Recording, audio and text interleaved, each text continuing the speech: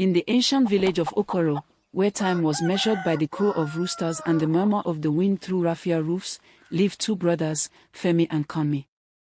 Of all things in the world, they feared only one, death.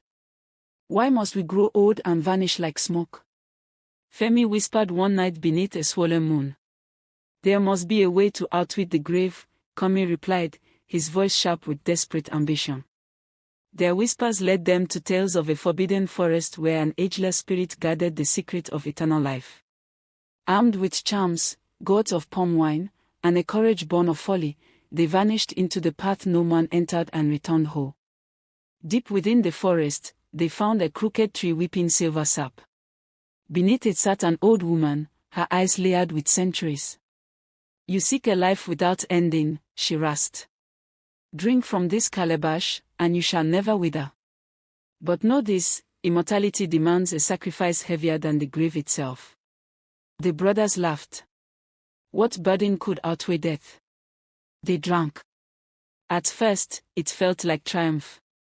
They slipped into years, and years into decades. Their skin remained smooth. Their back stayed straight. Time refused to touch them. They sang in the streets, boasting that they had chained death and humbled fate. But time, though slow, never forgets. Their wives grew grey and quiet. Their children became elders. Their grandchildren toddled, laughed, married, and bore children of their own. Femi and Kami watched the faces of their blood blossom and fade like seasons. They stood beside the graves of their sons. They held the hands of their granddaughters as age bent their fragile bodies, and still, they did not change. When the last of their granddaughters closed her eyes, her voice a dry sigh against the earth, the brothers remained standing, young, untouched, strangers to the world they had once ruled. The village transformed. Mud walls gave way to stone. Songs changed. Names shifted. Even Okoro was called by another tongue. No one knew who they were, only that they never aged and never belonged. One night, Femi broke into sobs. We have survived everyone who ever loved us. Kami stared at his flawless palms, trembling. We asked to live forever, but we never asked to remain alone forever. Madness crept in like dry rot. Their laughter became echoes of a forgotten era.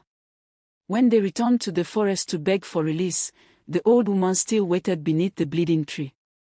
Now you understand, she murmured. Life is precious because it ends. Rest is sacred because it comes. So the brothers wandered on, unaging, unseen, and unloved, living proof that some victories are crueler than defeat. Until today, the elders say, he who chases forever forgets the sweetness of today.